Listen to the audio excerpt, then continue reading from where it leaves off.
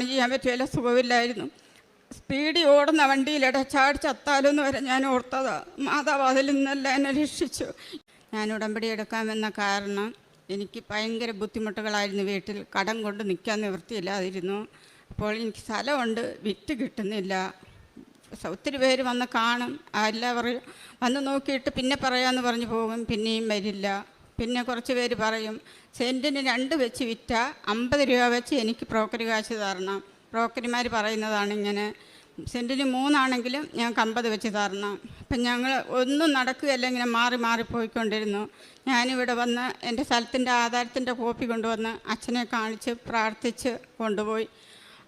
അച്ഛൻ കാശ് രൂപം തന്നു വിട്ടു. ഞാനിവിടെ നിന്ന് മണ്ണ് കൊണ്ടുപോയി. മണ്ണും ഉപ്പും അച്ഛൻ തന്ന കാശ് രൂപവും ഒരു തുള്ളി തൈരവും ഒരു തുള്ളി തേനും കൂടെ, ഇവിടുത്തെ ഉടമ്പടി തൈലമായ ഒരു കൂടി തേനും എടുത്ത് പ്രാർത്ഥിച്ച് ഞാൻ പറമ്പിൽ സ്ഥാപിച്ചു. അത് സ്ഥാപിച്ചതിൻ്റെ ഫലമായി അമ്മ എനിക്ക് അത്ഭുതകരമായ രീതിയിൽ ഒരു സ്ഥലക്കച്ചവടം നടത്തുന്നു. ഒരു ബ്രോക്കർ പോലും ഇല്ലാതെ അമ്മ തന്നെ. ഞാൻ പ്രാർത്ഥിച്ചത് ഇങ്ങനെയായിരുന്നു, മാതാവേ, വരുന്നവരെല്ലാം ഇങ്ങനെ പറയുന്നു, 1 സെൻറ്റ് സ്ഥലം വിറ്റാൽ അവർക്ക് സെൻറ്റിന് 50 രൂപ വെച്ച് ബ്രോക്കർ കുറച്ച് കൊടുക്കണം. ആകെ 10 സെൻറ്റ് സ്ഥലമേ അതിലുള്ളായിരുന്നു.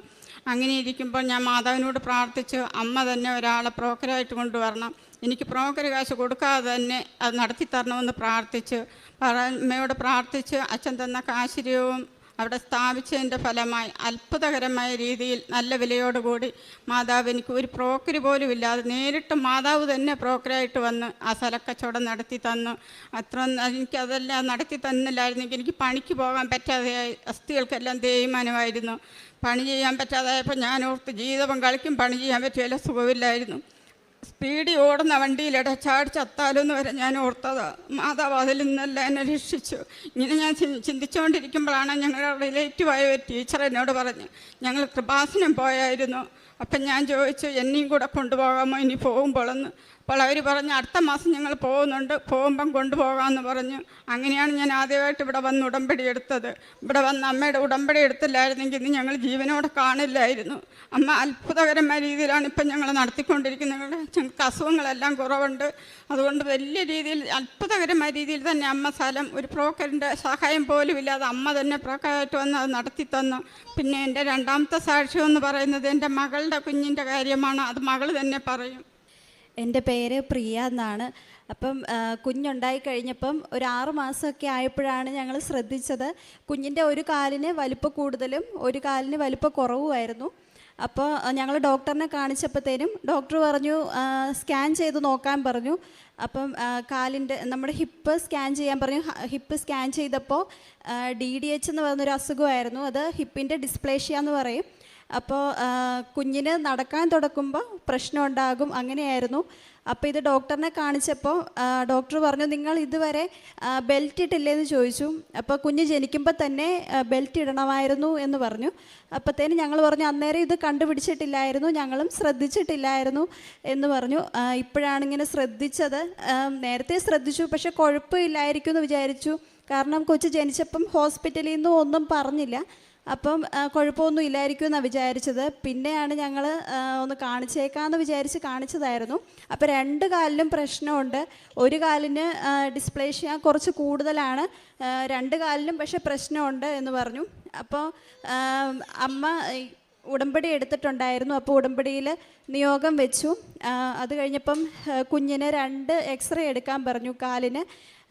എക്സ്റേ എടുത്തപ്പോൾ എക്സ്റേയിൽ പ്രശ്നമില്ല, വലുതായിട്ട് കാണിക്കുന്നില്ല. പക്ഷേ സ്കാനിങ്ങിൽ പ്രശ്നമുള്ളത് കൊണ്ട് 1 മാസം കൂടെ ഒബ്സർവ് ചെയ്യാൻ പറഞ്ഞു. അത് കഴിഞ്ഞിട്ട് ഇപ്പം കുഞ്ഞിന് 1 വയസ്സും 1 മാസവും ആയിട്ടുണ്ട്. അപ്പോൾ ഈ പ്രായമുള്ള കുട്ടികളെയൊക്കെ കാണുമ്പം ഞാൻ അവരുടെ പേരൻസിനോട് ചോദിക്കും, കുട്ടി നടക്കാറായോ എന്ന് ചോദിക്കും. അപ്പോഴത്തേനും 1 വയസ്സൊക്കെ കഴിഞ്ഞവരാണെങ്കിലും പറയും, ഇല്ല കുട്ടി നടക്കാറായിട്ടില്ല, പിടിച്ച് നിൽക്കുന്നതേ ഉള്ളൂ, അങ്ങനെ പറയും. പിന്നെ 1.25 വയസ്സൊക്കെയുള്ള കുട്ടികളെ കാണുമ്പോൾ ഞാൻ അവരുടെ പേരൻസിനോട് ചോദിക്കുമ്പോൾ പറയും, പിടിച്ച് നടക്കാറായിട്ടേ ഉള്ളൂ, അപ്പോൾ പേടിക്കേണ്ട, കുട്ടി നടന്നോളും, ഇവളും നടന്നിട്ടില്ല, അപ്പോൾ അതുകൊണ്ട് ചോദിക്കുന്നത്. അപ്പോഴത്തേനും എല്ലാവരും പറയും അത് നടന്നോളൂ എന്ന് പറയും. അപ്പോഴത്തേനും ഞാനോർത്തു 1.25 വയസ്സുള്ള കുട്ടികളും നടക്കാറായിട്ടില്ല, നടന്നു വരുന്നതേ ഉള്ളൂ, അപ്പോൾ ഇനി സമയമുണ്ട്, കുട്ടി നടക്കുമായിരിക്കും എന്ന് വിചാരിച്ചു. അപ്പം 1 വയസ്സ് പൂർത്തിയായി കഴിഞ്ഞപ്പോൾ തന്നെ ഇവൾ നന്നായിട്ട് നടക്കാൻ തുടങ്ങി. നടക്കും, ഓടും, എല്ലാം ചെയ്യും. അതുപോലെ തന്നെ അമ്മ ഇവിടെ എഴുതിയിട്ടുണ്ടോ എന്ന് എനിക്കറിയത്തില്ല. ഇവളുടെ ഡെലിവറിയുടെ സമയത്ത് കുട്ടിക്ക് ഹാർട്ട് ബീറ്റ് കുറഞ്ഞു പോവായിരുന്നു. അപ്പോൾ എന്നെ അഡ്മിറ്റ് ചെയ്തത് തന്നെ കുഞ്ഞുങ്ങൾക്ക് ഹാർട്ട് ബീറ്റ് നോർമൽ എന്ന് പറയുന്നത് 120, അപ്പോൾ ഇവക്ക് 115 ഉണ്ടായിരുന്നുള്ളൂ. അങ്ങനെ എന്നെ അഡ്മിറ്റ് ചെയ്തു. അത് കഴിഞ്ഞ് പിന്നെ നോക്കുമ്പോഴൊന്നും കുഴപ്പമില്ല. പക്ഷേ ഡെലിവറിയുടെ ടൈം ആയപ്പോഴത്തേനും ഹാർട്ട് ബീറ്റ് 75 വരുന്നുണ്ട്. അപ്പോഴത്തേനും ഡോക്ടർ എന്നോട് പറഞ്ഞു കുഞ്ഞിന് ശ്വാസം മുട്ടും, അതുപോലെ CPD എന്ന് പറയും, സെഫാലോ പെൽവിക് ഡിസ്പ്രപ്പോർഷൻ എന്ന് പറയും, അത് കുഞ്ഞിൻ്റെ തല ഇറങ്ങാത്തൊരു സിറ്റുവേഷനായിരുന്നു. അപ്പോഴത്തേനും എൻ്റെ അടുത്ത് പറഞ്ഞു എനിക്ക് നോർമൽ ഡെലിവറിക്ക് വേണ്ടി അവർ ഇൻഡക്ഷനായിരുന്നു. അപ്പോഴത്തേനും മെഡിസിനൊക്കെ സ്റ്റാർട്ട് ചെയ്തു. എന്നിട്ടും കുഞ്ഞിൻ്റെ തല ഇറങ്ങുന്നില്ല, നല്ല പെയിൻ വരുന്നുണ്ട്. അപ്പോൾ പറഞ്ഞു സിസേറിയൻ നടത്തേണ്ടി വരുമെന്ന് പറഞ്ഞു. പക്ഷെ നന്നായിട്ട് പെയിനുണ്ട്, എങ്കിലും സിസേറിയൻ നടത്തേണ്ടി വരും, കുഞ്ഞിന് ശ്വാസം മുട്ടുമെന്ന് പറഞ്ഞു. അപ്പോൾ ഞാൻ അവിടെ കിടന്ന് കരയുമായിരുന്നു. അപ്പോൾ ഒരു സിസ്റ്റർ എൻ്റെ അടുത്ത് വന്നിട്ട് പറഞ്ഞു കരയാതെ പ്രാർത്ഥിക്കാൻ പറഞ്ഞു. അതുവരെ ഞാൻ പ്രാർത്ഥിച്ചിട്ടേ ഇല്ല, കരഞ്ഞുകൊണ്ട് മാത്രമേ ഇരുന്നു. അവസാനം ഞാൻ എൻ്റെ മാതാവേ എന്ന് വിളിച്ചു. അപ്പം ഡോക്ടർ എന്നിട്ട് മെഡിസിൻ സ്റ്റോപ്പ് ചെയ്തു. അപ്പം എൻ്റെ അടുത്ത് ഡ്രിപ്പായിട്ടിടുന്ന മെഡിസിൻ പിറ്റോസ് എന്ന് പറയും, അത് സ്റ്റോപ്പ് ചെയ്തു. അപ്പോൾ വേദന കുറയാനുള്ള ഇഞ്ചക്ഷൻ എടുത്തു. എന്നിട്ട് സിസേറിയന് കയറ്റാൻ വേണ്ടി പ്ലാൻ ചെയ്തു.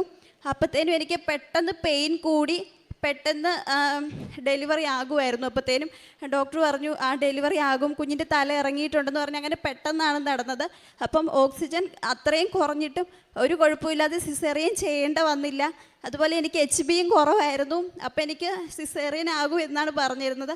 പക്ഷേ അതും ലാസ്റ്റ് ആയപ്പോഴത്തേനും അവസാനം 9ാമത്തെ മാസം നോക്കുമ്പോൾ HB നോർമലായി, സിസേറിയൻ ചെയ്യേണ്ട വന്നില്ല.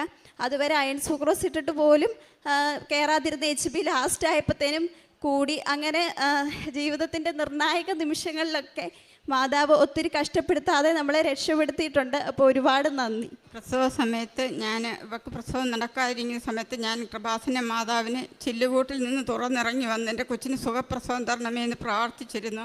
അതിൻ്റെ ഫലമായി ഞാൻ പ്രാർത്ഥിച്ചുകൊണ്ടിരിക്കുമ്പോൾ അമ്മ അവിടെ വരുന്നതായിട്ട് ഞാൻ കണ്ടു. ആശുപത്രിയുടെ അവിടം വരെ വരുന്നത് ഞാൻ കണ്ടു, പിന്നെ കണ്ടില്ല. അന്നേരമാണ് ഓപ്പറേഷത്തിന് കയറ്റാൻ നിന്ന കുഞ്ഞിന് പെട്ടെന്ന് പ്രസവം നടക്കുമെന്ന് പറഞ്ഞ് പ്രസവ റൂമിലോട്ട് കൊണ്ടുപോയി പ്രസവം നടന്നത്. അങ്ങനെയാണ് മാതാവ് അങ്ങനെ ഒരു വലിയ അത്ഭുതം ചെയ്തു തന്നത്. പിന്നെ ഞങ്ങളുടെ 3ാമത്തെ സാക്ഷ്യം എന്ന് പറഞ്ഞാൽ ഞങ്ങളുടെ അടുത്തുള്ള ഒരു സഹോദരൻ പോസ്റ്റിൽ നിന്ന് വീണ് കാല് പീസായിട്ട് ഒടിഞ്ഞു പോയി. ഒരു 6 മാസമായാൽ പോലും അത് കാല് നിലത്ത് കുത്താൻ പറ്റുമോ എന്നറിയാത്ത ആ അവസ്ഥയിലായിരുന്നു. അപ്പം ഞാൻ പോയി ഉടമ്പടി തൈലം പുരട്ടി പ്രാർത്ഥിച്ച് 2 ആഴ്ച കഴിഞ്ഞ് ഞങ്ങൾ അവിടെ കാണാൻ പോയായിരുന്നു. പോകുമ്പോഴത്തേക്ക് ആ സഹോദരൻ പതുക്കെ പിടിച്ച് നടക്കുന്നു. അതിശയം തോന്നി, മാതാവ് ഇത്രയും വലിയ അത്ഭുതം ചെയ്യുമോ? കാല് വട്ടം ഒടിഞ്ഞ് കമ്പി ചുറ്റിൽ വിട്ടേക്കുക. ആ സഹോദരൻ ഞങ്ങളോട് പറഞ്ഞ് കടിഞ്ചായ ഇട്ട് തരാം. ഞാൻ പറഞ്ഞു ഈ അവസ്ഥയിൽ ഞങ്ങൾക്ക് കടിഞ്ചായ ഒന്നും വേണ്ടെന്ന് പറഞ്ഞു. അല്ല എന്നാലും കടിഞ്ചായ ഇട്ട് തരാമെന്ന് പറഞ്ഞു. അപ്പം ഞാൻ മനസ്സിലോർത്ത് മാതാവ് ഇത്ര സുഖപ്പെടുത്തി തന്നതല്ലേ, പോയി അടുക്കളയിൽ പോയി ഒരു കടിഞ്ചായ ഇടട്ടെ എന്ന് ഞാൻ വിചാരിച്ചു. ആ സഹോദരൻ ഞങ്ങൾക്ക് പോയി കടിഞ്ചായ ഇട്ട് തന്നു. അത്ര സൗഖ്യത്തോടെ കാണാനുള്ള കൃപ അമ്മ തന്നു. ഞാൻ ഇവിടുന്ന് പോകുമ്പോഴേ പ്രാർത്ഥിച്ചു കൊണ്ടുപോയി, മാതാവേ ഞാൻ പോകുമ്പോൾ ആ സഹോദരൻ നിലത്ത് കാല് കുത്തി കാണാനുള്ള അനുഗ്രഹം തരണമേ എന്ന് പ്രാർത്ഥിച്ചു. അതുപോലെ തന്നെ പോകുമ്പം സഹോദരൻ പതുക്കെ നടന്നുകൊണ്ടിരുന്നു. ആ അവസ്ഥയിലായവർക്ക് ഒരു 6 മാസത്തേക്കെങ്കിലും നിലത്ത് കാല് കുത്താൻ പറ്റുകയില്ല. തൈലം വീണ് 1 ആഴ്ച കഴിഞ്ഞപ്പോഴാണ് ഞങ്ങൾ കാണുന്നത്.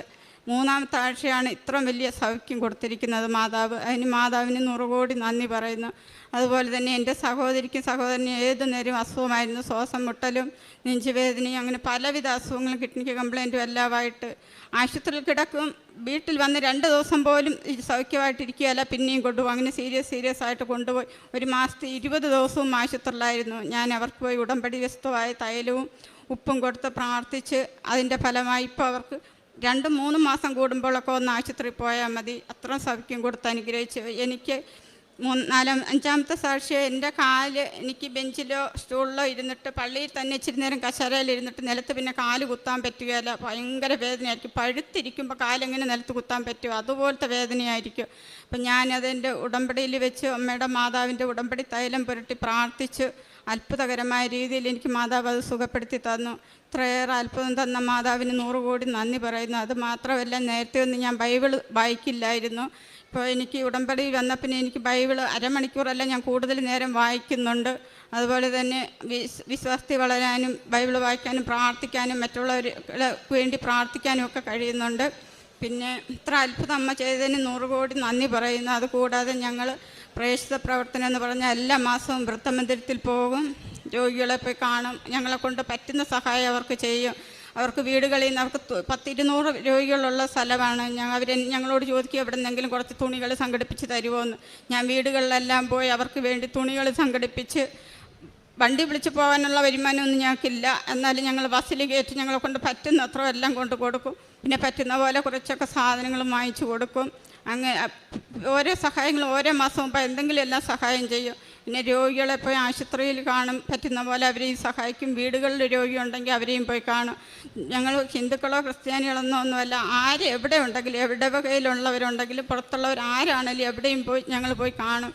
പിന്നെ പത്രപ്രവർത്തനം എന്ന് പറയുന്നത് ഞങ്ങളിവിടെ വരുമ്പോൾ 4-5 കെട്ട് പത്രമൊക്കെ മേടിക്കും. അടുത്തുള്ളവർക്കെല്ലാം ഇഷ്ടം പോലെ പത്രങ്ങൾ കിട്ടും. പള്ളിയിലൊക്കെ ചിലവർ കൊണ്ടിട്ടിട്ട് പോകും, ഞാൻ അതും എടുക്കും. എടുത്ത് ദൂര സ്ഥലങ്ങളിലൊക്കെ പോയി 100-150 രൂപ വണ്ടിക്കൂലി മുടക്കി ഇങ്ങനെ ദൂര സ്ഥലങ്ങളിലെല്ലാം പോയി പ്രാർത്ഥിച്ച്, തൈലം പുരട്ടി പ്രാർത്ഥിച്ച് വിശ്വാസപ്രമാണം ചൊല്ലിയാണ് ഞാൻ വീട്ടിൽ നിന്ന് പത്രം കൊണ്ടുപോകുന്നത്. ഓരോരുത്തർക്കും കൊടുക്കുമ്പോൾ ഓരോ വിശ്വാസ പ്രമാണം ചൊല്ലാൻ പറ്റുകയില്ല, അതുകൊണ്ട് വീട്ടിൽ നിന്ന് അങ്ങനെ പ്രാർത്ഥിക്കും. എന്നാലും ദൂരോട്ടെല്ലാം പോകുമ്പോൾ ഞങ്ങൾ വിശ്വാസ പ്രമാണം ചൊല്ലി പ്രാർത്ഥിച്ച് പത്രം കൊടുക്കും. ഈ പത്രം വായിക്കുന്നവരെല്ലാം മാതാവിനെ അറിഞ്ഞ് ഇവിടെ വന്ന് ഉടമ്പടിയെടുത്ത് ദൈവഹിതം അനുസരിച്ച് എല്ലാവരെയും ജീവിക്കുവാൻ പ്രാർത്ഥിച്ച് കൊടുക്കും. അങ്ങനെ ഒത്തിരി പേരുടെ അനുഗ്രഹം കണ്ടിട്ടുണ്ട്. 4 പേര് ഞാൻ മുഖേന ഇവിടെ വന്ന് ഉടമ്പടി എടുത്തിട്ടുമുണ്ട്. അമ്മ ഇനി നൽകി തന്ന എല്ലാ അനുഗ്രഹങ്ങൾക്കും. പിന്നെ എൻ്റെ കൊച്ചിൻ്റെ ഒരു ഭയങ്കരമായ മാരകമായ രോഗം കഴിഞ്ഞ പ്രാവശ്യം മാതാവ് മാറ്റിത്തന്നത് ഞാൻ സാക്ഷ്യം പറഞ്ഞതാണ്. ആദ്യം മഞ്ഞപ്പിത്തം വന്നിരുന്നു, ഞങ്ങൾ അറിഞ്ഞില്ല. കുറച്ച് കഴിഞ്ഞപ്പോഴാണ് കൊച്ചിന് ആഹാരമൊന്നും കഴിക്കാൻ പറ്റാതായത്. ആശുപത്രി എന്നോട് മാതാവ് വലിയൊരു ആശുപത്രി കാണിച്ചു തരുമോ അവിടെ കൊണ്ടുപോകാൻ, സ്വപ്നത്തിൽ കാണിച്ചു തന്നു. അപ്പം ഡോക്ടർ ചോദിക്കുക, ഈ കൊച്ചിന് ഇത്രയും സീരിയസ് ആകുന്നവരെ എന്തിനോ വെച്ചുകൊണ്ടിരുന്നു, നിങ്ങൾ അറിഞ്ഞില്ലേ എന്ന്. അത് സ്വപ്നത്തിലായിരുന്നു. ഞാൻ പിറ്റേ ദിവസം തന്നെ കൊണ്ടുപോയി സ്കാൻ ചെയ്തപ്പം കൊച്ചിന് മഞ്ഞപ്പിത്തം വന്ന് കുറഞ്ഞു, എന്നാൽ അത് കരളിൽ ബാധിച്ചു, ക്യാൻസറിൻ്റെ ആരംഭമാണെന്ന് പറഞ്ഞു. അത്ഭുതമെന്ന് പറയട്ടെ, എനിക്ക് സഹിക്കാൻ പറ്റിയില്ല. മാതാവിനോട് ഞാൻ സമർപ്പിച്ച് പ്രാർത്ഥിച്ചു, മാതാവേ മഞ്ഞപ്പിത്തം വന്നപ്പോൾ അറിഞ്ഞിരുന്നെങ്കിൽ ചികിത്സിച്ച് കുറയുമായിരുന്നല്ലോ. ഇനി ലിവർ ക്യാൻസർ വന്നാൽ ഞാൻ എന്നെ ചെയ്യും, ഞങ്ങൾക്ക് വരുമാനമില്ല. മെഡിക്കൽ കോളേജിലാണ് അന്ന് ഞാൻ രോഗികളെ പോയി കണ്ടിട്ട് വരുക. വാതക്കയിലെല്ലാം ആൾക്കാർ കിടക്കുന്നു. ഇവിടെ കിടന്ന് ഞങ്ങൾ എവിടെ ഇരുന്ന് ഞങ്ങൾ തിരികെത്തിച്ച് മാതാവിന് പ്രാർത്ഥിക്കും. ഞാൻ ഈ ഉടമ്പടി എടുത്ത ഇന്ന് ഒരു ദിവസം പോലും തിരികെത്തിച്ച് പ്രാർത്ഥിക്കാതെ ഇരുന്നിട്ടില്ല. കൃത്യം 5:30 തന്നെ ഞാൻ തിരികെത്തിച്ച് പ്രാർത്ഥിക്കുന്നത്. ഇനി ഞങ്ങൾ എവിടെ ഇരുന്ന് പ്രാർത്ഥിക്കും, അവിടെ കുത്തിയിരിക്കാനുള്ള സ്ഥലം പോലും ഇല്ലാതെ വാതക്ക ആൾക്കാരാണല്ലോ എന്ന് പ്രാർത്ഥിച്ച്. അപ്പോൾ ആദ്യത്തെ സ്കാനിങ്ങിൽ ഇങ്ങനെ എല്ലാം ഉണ്ടായിരുന്നു. അപ്പം ഡോക്ടർ പറഞ്ഞു പെട്ടെന്ന് തന്നെ നിങ്ങൾ കൊച്ചിന് ബ്ലഡ് കയറ്റണം, ബ്ലഡ് ഒട്ടുമില്ല, ബ്ലഡ് കയറ്റിയാൽ മാത്രമേ ചികിത്സ തുടങ്ങാൻ പറ്റുള്ളൂ എന്ന് പറഞ്ഞു. അപ്പം ഞാൻ പറഞ്ഞു ഞങ്ങൾ മെഡിക്കൽ കോളേജിൽ അഡ്മിറ്റ് ആകാനുള്ള രീതിക്കല്ല വന്നത്, ഞങ്ങൾ പാല ഗവൺമെൻറ് ആശുപത്രി കൊണ്ടുപോകാം, ബ്ലഡ് കയറ്റിയിട്ട് ഇങ്ങോട്ട് ചികിത്സയ്ക്ക് കൊണ്ടുവരാമെന്ന് പറഞ്ഞു. അപ്പോൾ ആ ഡോക്ടർ എന്നോട് ചോദിക്കും അതുവരെ ഈ കൊച്ച് എങ്ങനെ ജീവിച്ചിരിക്കുമെന്ന്. എനിക്ക് അന്നേരം ഇത്ര ഒന്നും ഗൗരവം മനസ്സിലായില്ല. പാലയിൽ വന്നപ്പോൾ ഡോക്ടർമാരെല്ലാം ഞങ്ങളെ വഴക്ക്, ഇത്രയും സീരിയസ് ആയ കൊച്ചിന് ഇവിടെ എന്നാ ചികിത്സ ഉണ്ടെന്ന് നിങ്ങൾ കൊണ്ടുവന്നത്, മെഡിക്കൽ കോളേജിലാണ് ബ്ലഡ് കയറ്റുന്നതോടൊപ്പം ചികിത്സ തുടങ്ങുമായിരുന്നല്ലോ എന്ന് പറഞ്ഞു. ബ്ലഡ് കയറ്റി ഞാൻ മാതാവിന് സമർപ്പിച്ച് പ്രാർത്ഥിച്ചിട്ട് ആശുപത്രിയിൽ പോയപ്പോൾ അവർ പറഞ്ഞു ഇന്ന് അഡ്മിറ്റാകാൻ തയ്യാറായണോ വന്നതെന്ന് പറഞ്ഞു. അതേന്ന് പറഞ്ഞു. അപ്പം ഞാൻ അതിന് മുമ്പ് ഇവിടെ കൊണ്ടുവന്ന് മാതാവിനോട് അച്ഛനെ കൊണ്ട് പ്രാർത്ഥിപ്പിക്കണമെന്ന് വന്നപ്പോൾ അന്ന് അച്ഛനില്ലായിരുന്നു. ഞാൻ മാതാവിനോട് പറഞ്ഞു അമ്മേ, ഞാൻ അമ്മയുടെ ചില്ലുകൂട്ടിൻ്റെ വാതിൽക്കൽ എൻ്റെ കുഞ്ഞിനെ കിടത്തുന്നു, കൈവിരൽ തുമ്പ് കൊണ്ട് തൊടാനുള്ള യോഗ്യത ഇല്ലെങ്കിൽ അമ്മ കാൽവിരൽ തുമ്പ് കൊണ്ടെങ്കിലും ഒന്ന് തൊട്ട് എൻ്റെ കുഞ്ഞിനെ സുഖപ്പെടുത്തണമേ, ഇനി സ്കാൻ ചെയ്യുമ്പോൾ എൻ്റെ കുഞ്ഞിന് ഒരു അസുഖം ഇല്ലാതിരിക്കണമേ എന്ന് ഞാൻ പ്രാർത്ഥിച്ചിട്ട് രണ്ടാമത് പോയപ്പോൾ ഡോക്ടർ പറഞ്ഞു ഒരു സ്കാനിങ് കൂടെ ചെയ്യാമെന്ന് പറഞ്ഞു. ആ സ്കാൻ ചെയ്തപ്പോൾ എൻ്റെ കുഞ്ഞിന് ഒരു അസുഖമില്ല. പാലാതൈറോയ്ഡൊന്നൊരു തൈറോയ്ഡ് ഉണ്ടായിരുന്നു, അത് പെട്ടെന്ന് തന്നെ ഓപ്പറേഷൻ ചെയ്യണമെന്ന് പറഞ്ഞു. അത് കഴിഞ്ഞ് ടെസ്റ്റ് നടത്തിയപ്പോൾ അതുമില്ല. എല്ലാം അത്ഭുതകരമായി, ഒരു കുളിയ പോലും ഇല്ലാതെ അമ്മയുടെ തൈലവും ഉപ്പും തേനും എല്ലാം ഞാൻ എൻ്റെ കുഞ്ഞിന് വേറെ ഒരു മരുന്നും കൊടുത്തിട്ടില്ല. അത്ര അത്ഭുതകരമായ രീതിയിൽ അമ്മ എനിക്ക് ആ കുഞ്ഞിനെയും സുഖപ്പെടുത്തി തന്നു. ഇങ്ങനെ ഒത്തിരി അനുഗ്രഹങ്ങൾ ചെയ്തു. 100 കോടി നന്ദി ഞാൻ മാതാവിനെ സമർപ്പിക്കുന്നു. ഇനിയുള്ള കാലം എന്നെക്കൊണ്ട് പറ്റുന്നത് പോലെ ഞാൻ കാരുണ്യപ്രവൃത്തിയും പ്രവർത്തനവും ചെയ്ത് ജീവിക്കുന്ന അന്ന് വരെ, എനിക്ക് നിലത്ത് കാല് കുത്താൻ പറ്റുന്ന അന്ന് വരെ ഞാൻ മാതാവിൻ്റെ ഉടമ്പടിയിൽ ജീവിക്കും. ദൈവത്തിന് 100 കോടി നന്ദി സമർപ്പിക്കുന്നു. 116-ാം സങ്കീർത്തനത്തിൻ്റെ 5ഉം 6ഉം വാക്യത്തിൽ നമ്മളിങ്ങനെ വായിക്കുന്നു, കർത്താവ് കരുണാമയനും നീതിമാനുമാണ്, നമ്മുടെ ദൈവം കൃപാലുവാണ്, എളിയവരെ കർത്താവ് പരിപാലിക്കുന്നു, ഞാൻ നിലം പറ്റിയപ്പോൾ അവിടുന്ന് എന്നെ രക്ഷിച്ചു.